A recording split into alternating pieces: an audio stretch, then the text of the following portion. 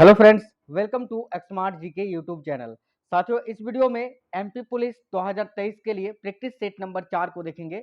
और आज इस वीडियो में मैंने बहुत ही इंपॉर्टेंट क्वेश्चंस लिया है जीके जीएस के। टॉप 50 क्वेश्चंस करेंगे आज इस वीडियो में, जो कि प्रीवियस ईयर्स क्वेश्चन पे बेस्ड है। यानी Madhya Pradesh police constable exam में पिछले सालों में जो क्वेश्चंस पूछे गए हैं वो क्वेश्चंस आपको आज इस वीडियो में करवाएंगे। देखिए, लगातार आपको एमपी पुलिस के प्रैक्टिस सेट क्लासेस करवा रहे हैं। तो साथियों, आप में से कोई भी साथी नए हैं तो चैनल सब्सक्राइब करके बेल आइकन ऑन कर लीजिएगा। वीडियो को लाइक और अपने सभी दोस्तों के साथ जरूर शेयर कर दीजिएगा। साथियों, देखिए, क्योंकि आप लोग एक लाइक शेयर करते हैं उससे हमें मोटिवेशन मिलती है। साथियों, आप लोग इतना तो कर ही सकते हैं। चलिए तो शुरू करेंगे बिना देरी किए। आज की क्लास का पहला क्वेश्चन है, गीता रहस्य नामक ग्रंथ किसके द्वारा लिखा गया है। बहुत ही ज्यादा इंपॉर्टेंट क्वेश्चन है, बहुत ज्यादा पूछा जाता है ये क्वेश्चन। तो देखिएगा, गीता रहस्य नामक ग्रंथ जो है ये किसके द्वारा लिखा गया है, तो बाल गंगाधर तिलक के द्वारा। राइट आंसर है ऑप्शन नंबर बी, बाल गंगाधर तिलक या लोकमान्य तिलक। नेक्स्ट है, किस सदन में अध्यक्ष उस सदन का सदस्य नहीं होता है। तो देखिए, राज्यसभा राइट आंसर होगा। राज्यसभा का जो अध्यक्ष होता है साथियों, वो उस सदन का सदस्य नहीं होता है। देखिए, वैसे राज्यसभा के जो अध्यक्ष होते हैं उपसभापति, वो कौन होते हैं, तो याद रखिएगा उपराष्ट्रपति। अगला क्वेश्चन है, नायक समिति का संबंध किससे है। बहुत ही इंपॉर्टेंट क्वेश्चन है। तो देखिए, नायक समिति का संबंध किससे है, याद रखिएगा साथियों, बहुत ही अच्छा क्वेश्चन है। देखिएगा, याद रखिएगा साथियों, लघु उद्योग से। देखिए, नायक समिति ये जो है गठित की गई थी, याद रखिएगा 9 दिसंबर 1991 में।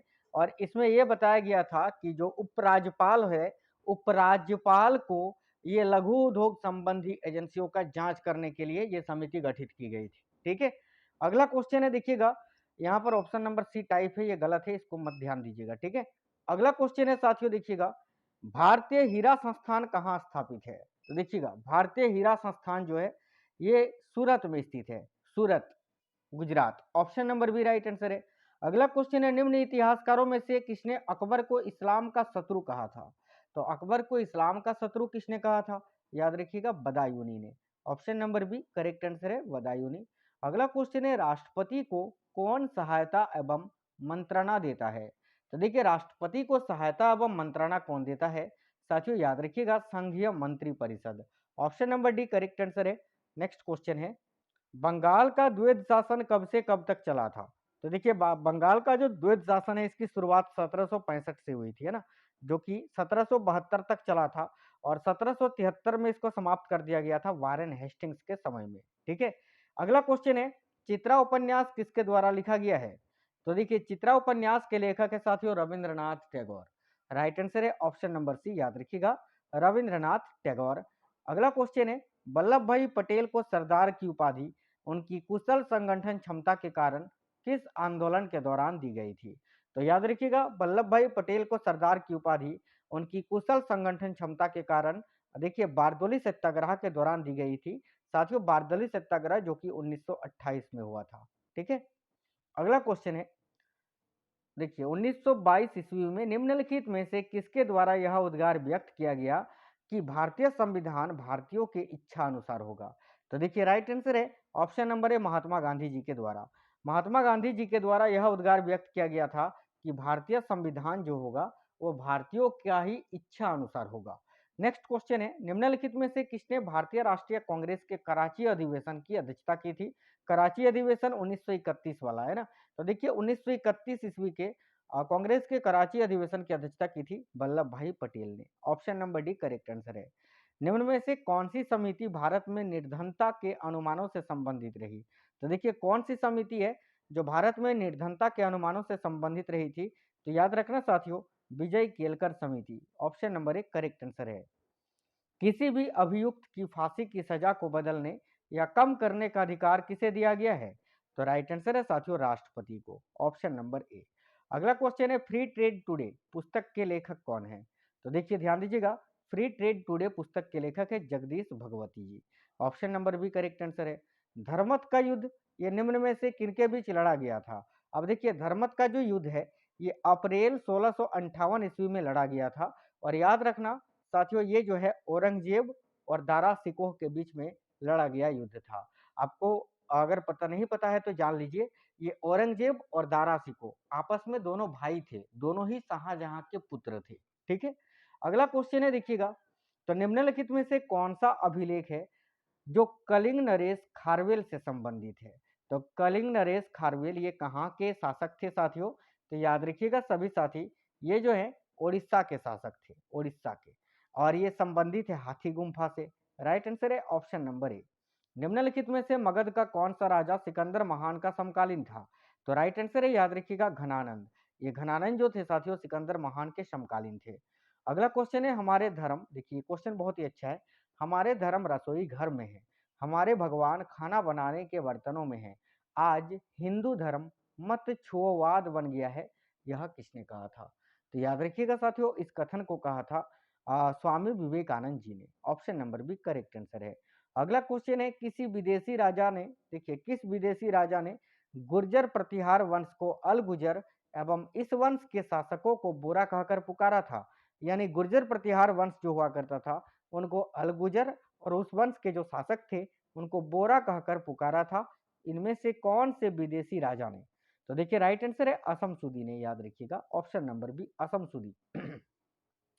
नेक्स्ट है, बौद्ध ग्रंथ पिटकों की रचना निम्नलिखित में से किस भाषा में की गई थी? तो याद रखिएगा बौद्ध ग्रंथ पिटकों की रचना ये पाली भाषा में की गई थी, तो पाली राइट आंसर है। नेक्स्ट है, किस सिख गुरु की मृत्यु के लिए औरंगजेब जिम्मेदार है? तो भाई औरंगजेब ने कौन से सिख गुरु का वध करवाया था? तो गुरु तेग बहादुर का इस्लाम ना स्वीकारने के कारण। राइट आंसर है ऑप्शन नंबर बी।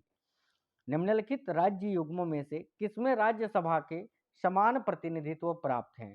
तो देखिए मध्य प्रदेश तथा गुजरात ये दोनों ही राज्य ऐसे हैं जिनमें राज्यसभा के लिए 11-11 सीटें हैं। ठीक है, तो राइट आंसर हो जाएगा ऑप्शन नंबर बी। अगला है, किस संविधान संशोधन अधिनियम द्वारा राज्य लोक सेवा आयोग के अध्यक्ष एवं सदस्यों की सेवानिवृत्ति की आयु 60 वर्ष से बढ़ाकर 62 वर्ष कर दी गई?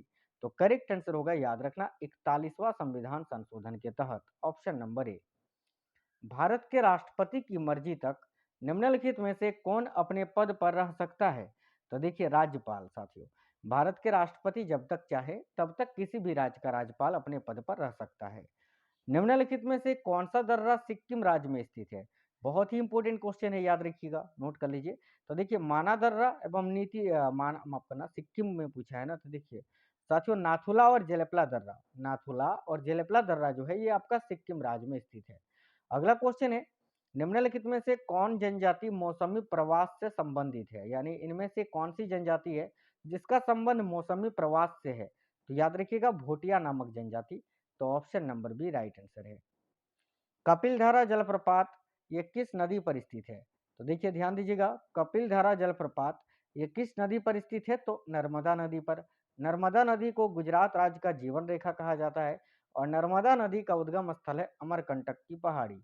अगला क्वेश्चन है, भारत में बीमारू राज्यों में सबसे घना आबाद किस राज्य का है?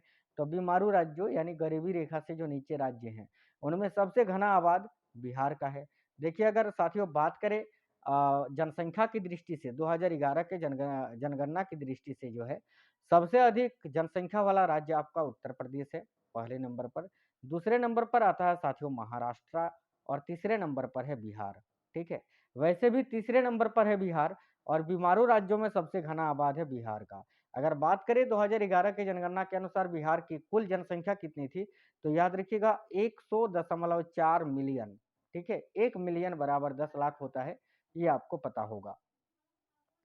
अगला क्वेश्चन है, तो भारत की अंतर्राष्ट्रीय विमान सेवा कौन सी है? तो देखिए भारत की अंतर्राष्ट्रीय विमान सेवा है साथियों Air India. Option number C. निम्न में से कौन सा युग्म सही नहीं है? यानी इनमें से कौन सा एक जोड़ा गलत है? तो देखिए मदुरई यानी मुंगेर ये तमिलनाडु में है, हरिद्वार उत्तराखंड में है, अलवर राजस्थान में है, झांसी ये मध्य प्रदेश में नहीं है, झांसी आपका उत्तर प्रदेश में है। तो राइट आंसर है ऑप्शन नंबर बी। चलिए अगला क्वेश्चन है, देश की प्रमुख जीप निर्माता company Mahindra and Mahindra company limited ये किस स्थान पर स्थित है? तो राइट आंसर है पुणे में, ऑप्शन नंबर सी। नेक्स्ट है, भूतापीय ऊर्जा पर आधारित मणिकरण बिजली संयंत्र किस राज्य में स्थित है? साथियों याद रखना है भूतापीय ऊर्जा पर आधारित मणिकरण बिजली संयंत्र जो है ये हिमाचल प्रदेश राज्य में स्थित है। Option number B correct answer है। भारत के पश्चिमी तट का उत्तरी भाग ये किस नाम से जाना जाता है? तो देखिएगा भारत के पश्चिमी तट का जो उत्तरी भाग है वो कांकना तट के नाम से जाना जाता है। ऑप्शन नंबर ए। भारत के सुंदरपुर में कौन सा देश भारत के साथ सर्वाधिक लंबी अंतर्राष्ट्रीय सीमा बनाता है? तो देखिए राइट आंसर हो जाएगा म्यांमार, याद रखना। ठीक है, ऑप्शन नंबर बी। ग्रीष्म काल में आने वाले तूफानों को निम्नलिखित में से किस राज्य में काल वैशाखी के नाम से जाना जाता है? तो राइट आंसर है पश्चिम बंगाल में काल वैशाखी या नार्वेस्टर के नाम से जाना जाता है। अगला क्वेश्चन है, महात्मा गांधी दक्षिण अफ्रीका से भारत कब लौटे थे? तो राइट आंसर है साथियों 9 जनवरी 1915 को। इसीलिए प्रत्येक वर्ष 9 जनवरी को भारतीय प्रवासी दिवस मनाया जाता है। नेक्स्ट क्वेश्चन है, देखिएगा, अस्तो म सद्गमय ये कहाँ से लिया गया मंत्र है? तो राइट आंसर है साथियों ऋग्वेद से, ऑप्शन नंबर ए। किस मुगल बादशाह के दुर्भाग्य पर व्यंग्य करते हुए, यानी किस मुगल बादशाह का मजाक उड़ाते हुए लेन पुल ने लिखा है कि वह जीवन भर ठोकरें खाता रहा और ठोकर खाकर ही उसके जीवन का अंत हुआ? तो याद रखिएगा ये हुमायूं के बारे में कहा गया कथन है लेन पुल के द्वारा। अगला क्वेश्चन है, किस रचना में नारी को सूरा और पासा के साथ 3 प्रमुख बुराइयों में शामिल किया गया है? तो राइट आंसर है साथियों मैत्रायणी संहिता, ऑप्शन नंबर ए। नेक्स्ट है, एक अच्छे ईंधन के लिए आवश्यक शर्त क्या होता है? तो देखिए, एक अच्छे ईंधन के लिए आवश्यक शर्त होता है कि उसका ऊष्मीय मान उच्च होना चाहिए, उसे आसानी से दहनशील होना चाहिए और उसका ज्वलन ताप उच्च उपयुक्त होना चाहिए। यानी राइट आंसर है ऑप्शन नंबर डी, उपयुक्त सभी। अगला क्वेश्चन है, किसी द्रव का बाष्पीकरण होने से उसका तापमान क्या होता है? तो भाई याद रखिएगा, किसी द्रव का बाष्पीकरण होने से उसका तापमान जो है वो बिल्कुल घट जाता है। तो option number B right answer है, घटेगा। देखिए डायोड वह युक्ति है जो धारा को क्या करता है? तो देखिएगा इलेक्ट्रॉनिक डिवाइस में डायोड वह युक्ति होती है जो एक धारा को जो है एक दिशा में प्रभावित होने देती है। ऑप्शन नंबर ए राइट है। अगला है, पूर्ण विकिरण उत्तापमापी किस सिद्धांत पर आधारित है? तो साथियों देखिए, पूर्ण विकिरण उत्तापमापी जो है ये आपका स्टीफन स्टीफन हॉकिंग के प्रभाव पर आधारित है। Option number C. हृदय की धड़कन को नियंत्रित करने के लिए निम्न में से कौन सा खनिज आवश्यक है? तो वेरी वेरी इंपॉर्टेंट क्वेश्चन है, याद रखिएगा। हृदय की धड़कन को नियंत्रित करने के लिए निम्न में से कौन सा खनिज आवश्यक है? तो साथियों पोटासियम। पोटासियम को के से संकेत करते हैं, परमाणु संख्या 19 होता है और पोटासियम की खोज की थी हम्फ्री डेवी ने, याद रखना। हम्फ्री डेवी ने सेफ्टी लैंप का भी आविष्कार किया था, याद रखिएगा। देखिए ऑर्निथोलॉजी में किसका अध्ययन होता है? तो साथियों याद रखिएगा, ऑर्निथोलॉजी में किसका अध्ययन होता है? तो बिल्कुल बर्ड्स का, यानी पक्षियों का। ऑप्शन नंबर ए करेक्ट है। ऑक्सी श्वसन का अंतिम उत्पाद क्या होता है? तो याद रखिएगा, ऑक्सी श्वसन का अंतिम उत्पाद होता है carbon dioxide gas. Option number A. Programme हेतु सर्वप्रथम विकसित की गई कंप्यूटर भाषा कौन सी है? तो देखिए प्रोग्राम हेतु सर्वप्रथम विकसित की गई कंप्यूटर भाषा है साथियों फोर्टन। राइट है, ऑप्शन नंबर ए। लोकसभा में राज्यवार सीटों का आवंटन 1971 की जनगणना पर आधारित है। यह निर्धारण किस वर्ष तक यथावत रहेगा? यानी राज्यसभा में जो साथियों सीटें दी गई हैं, माफ करना, लोकसभा में राज्यों को जो सीटें दी गई हैं, ठीक है, वो 1971 की जनगणना के आधार पर किया गया है। वो कब तक वैसा ही रहेगा? तो याद रखना 2026 तक। Option number B.